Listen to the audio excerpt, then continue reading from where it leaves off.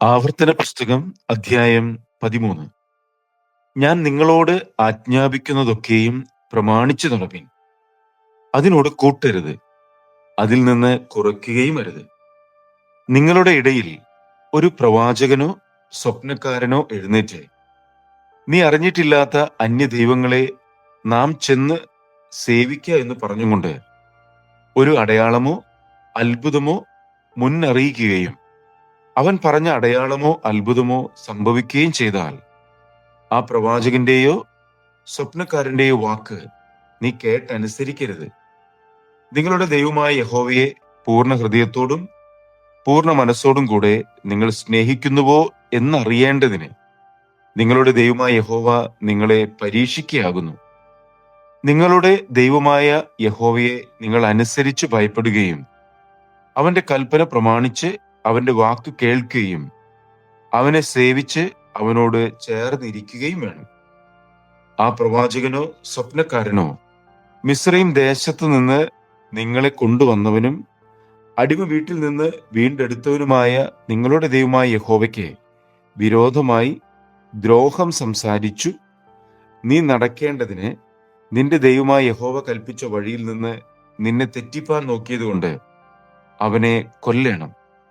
അങ്ങനെ നിന്റെ മധ്യേ നിന്ന് ദോഷം നീക്കിക്കളയണം.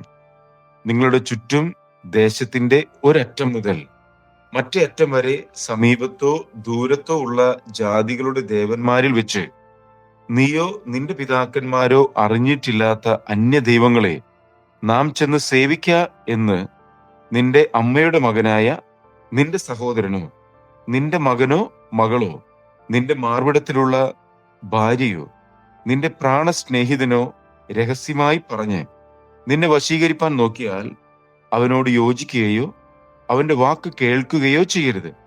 അവനോട് കനിവ് തോന്നുകയോ അവനോട് ക്ഷമിച്ച് അവനെ ഒളിപ്പിക്കുകയോ ചെയ്യാതെ അവനെ കൊന്നുകളയണം.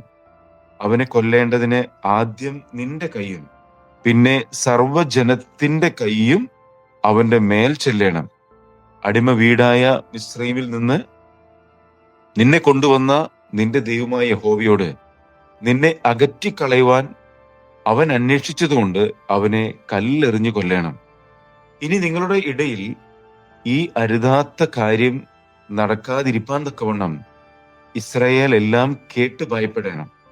നിങ്ങൾ അറിഞ്ഞിട്ടില്ലാത്ത അന്യദൈവങ്ങളെ നാം ചെന്ന് സേവിക്കണമെന്ന് പറയുന്ന നീചന്മാർ നിങ്ങളുടെ ഇടയിൽ നിന്ന് പുറപ്പെട്ട് തങ്ങളുടെ പട്ടണത്തിലെ നിവാസികളെ വശീകരിച്ചിരിക്കുന്നു എന്ന് നിന്റെ ദൈവമായ യഹോവ നിനക്ക് പാർപ്പാൻ തന്നിട്ടുള്ള ഈ പട്ടണങ്ങളിൽ ഒന്നിനെക്കുറിച്ച് കേട്ടാൽ നീ നല്ലവണ്ണം അന്വേഷണവും പരിശോധനയും വിസ്താരവും കഴിക്കണം.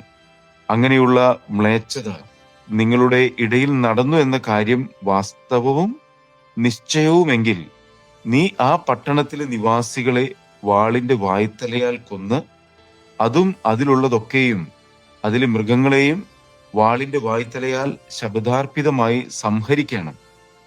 അതിലെ കൊള്ളയൊക്കെയും വീതിയുടെ നടുവിൽ കൂട്ടി ആ പട്ടണവും അതിലെ കൊള്ളയൊക്കെയും അശേഷം നിന്റെ ദൈവമായ യഹോവയ്ക്കായി തീയിട്ട് ചുട്ടുകളയണം. അത് എന്നും പാഴ്ക്കുന്നായിരിക്കണം. അതിനെ പിന്നെ പണിയുകയും അരുത്. നിന്റെ ദൈവമായ യഹോവയുടെ വാക്ക് കേട്ട് ഞാൻ ഇന്ന് നിന്നോട് ആജ്ഞാപിക്കുന്ന അവന്റെ സകല കൽപ്പനയും പ്രമാണിച്ച് നിന്റെ ദൈവമായ യഹോവയ്ക്ക് ഹിതമായുള്ളത് ചെയ്തിട്ട് യഹോവ തന്റെ ഉഗ്രകോപം വിട്ടുതിരിഞ്ഞ് നിന്നോട് കരുണയും കനിവും കാണിക്കേണ്ടതിനും നിന്റെ പിതാക്കന്മാരോട് സത്യം ചെയ്തതുപോലെ നിന്നെ വർദ്ധിപ്പിക്കേണ്ടതിനും ശബദാർപ്പിതമായ യാതൊന്നും നിന്റെ കയ്യിൽ പറ്റിയിരിക്കരുത്.